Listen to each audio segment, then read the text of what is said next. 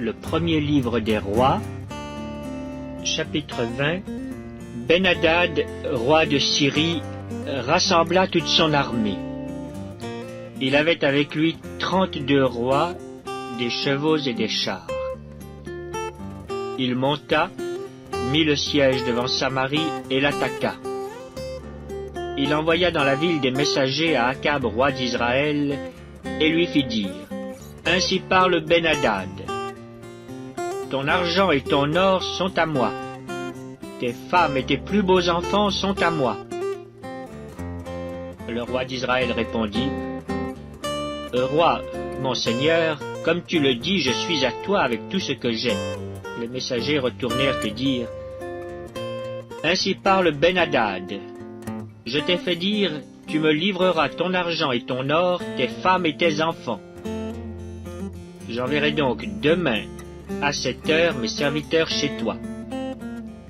Ils fouilleront ta maison et les maisons de tes serviteurs, ils mettront la main sur tout ce que tu as de précieux, et ils l'emporteront. Le roi d'Israël appela tous les anciens du pays, et il dit: Sentez bien et comprenez que cet homme nous veut du mal. Car il m'a envoyé demander mes femmes et mes enfants, mon argent et mon or, et je ne lui avais pas refusé. Tous les anciens et tout le peuple dirent à Akab: Ne l'écoute pas et ne consens pas. Et il dit au messager de Ben-Hadad: Dites à mon seigneur le roi, je ferai tout ce que tu as envoyé demander à ton serviteur la première fois. Mais pour cette chose, je ne puis pas la faire. Les messagers s'en allèrent et lui portèrent la réponse. Ben-Hadad envoya dire à Akab: Que les dieux me traitent dans toute leur rigueur, si la poussière de Samarie suffit pour remplir le creux de la main de tout le peuple qui me suit. Et le roi d'Israël répondit: Que celui qui revêt une armure ne se glorifie pas comme celui qui la dépose. Lorsque Ben-Hadad reçut cette réponse, il était à boire avec les rois sous les tentes, et il dit à ses serviteurs: Faites vos préparatifs. Et ils firent leurs préparatifs contre la ville. Mais voici, un prophète s'approcha d'Akab, roi d'Israël, et il dit: Ainsi parle l'Éternel. Vois-tu toute cette grande multitude? Je vais la livrer aujourd'hui entre tes mains, et tu sauras que je suis l'Éternel. Akab dit: Par qui?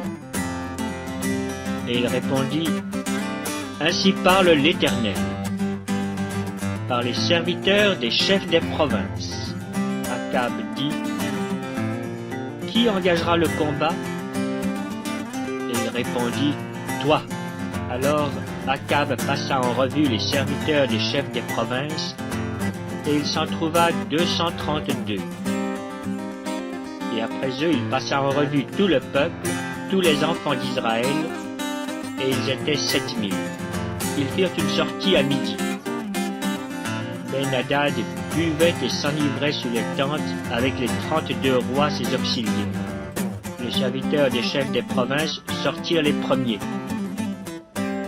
Ben-Hadad s'informa, et on lui fit ce rapport: Des hommes sont sortis de Samarie.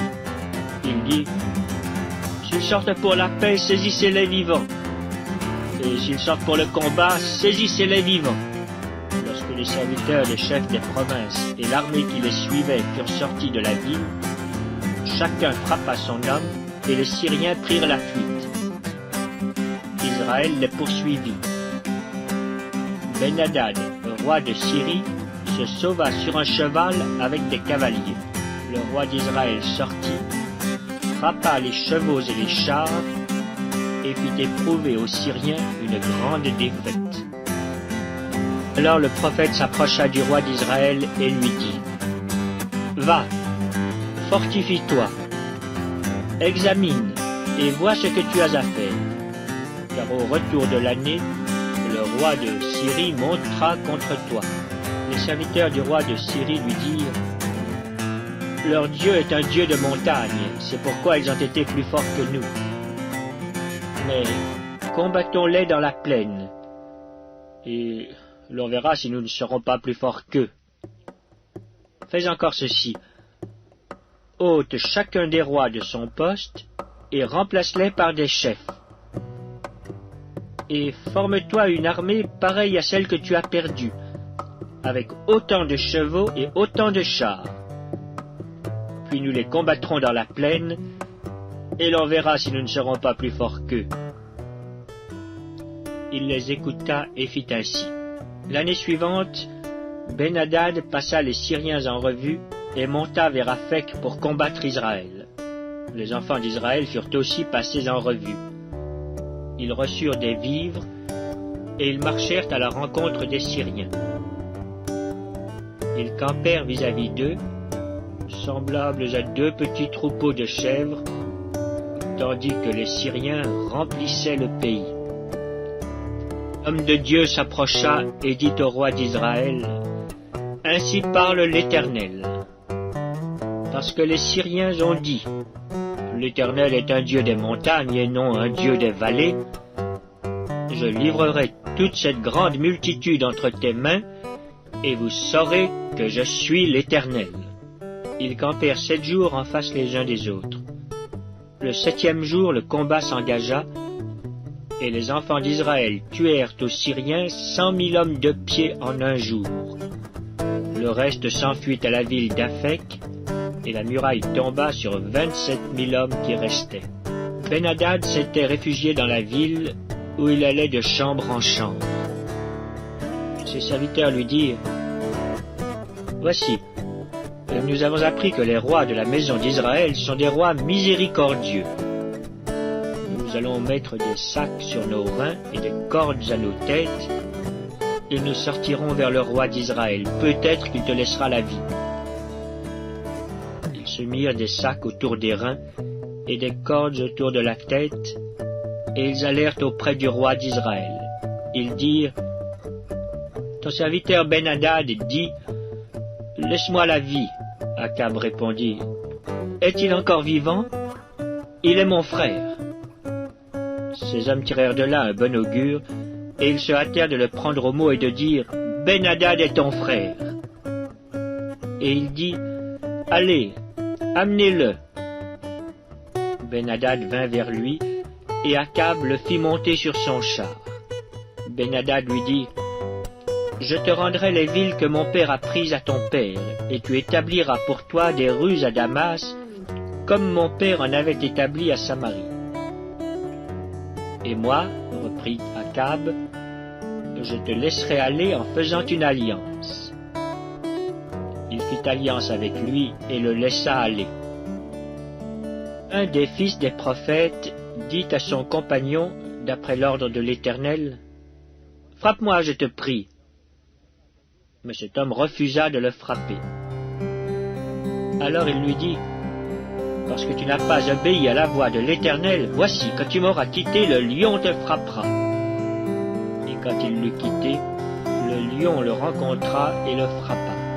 Il trouva un autre homme et il dit, « Frappe-moi, je te prie. » Cet homme le frappa et le blessa. Le prophète alla se placer sur le chemin du roi, et il se déguisa avec un bandeau sur les yeux. Lorsque le roi passa, il cria vers lui et dit, « Ton serviteur était au milieu du combat, et voici un homme s'approche et m'amène un homme en disant, « Garde cet homme. S'il vient à manquer, ta vie répondra de sa vie, ou tu paieras un talent d'argent. » Et pendant que ton serviteur agissait çà et là, l'homme a disparu. Le roi d'Israël lui dit, « C'est là ton jugement, tu l'as prononcé toi-même. »